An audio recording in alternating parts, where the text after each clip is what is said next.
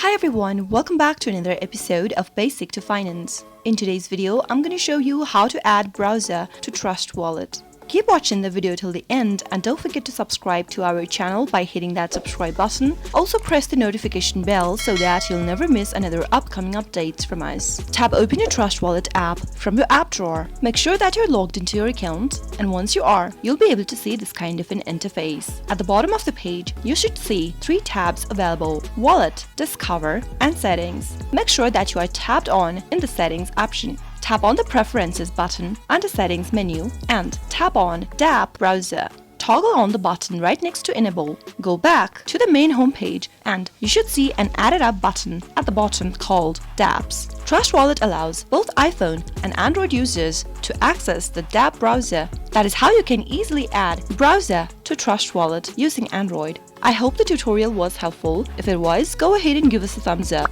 I'll be back soon with more tutorial videos like this. Thanks for watching.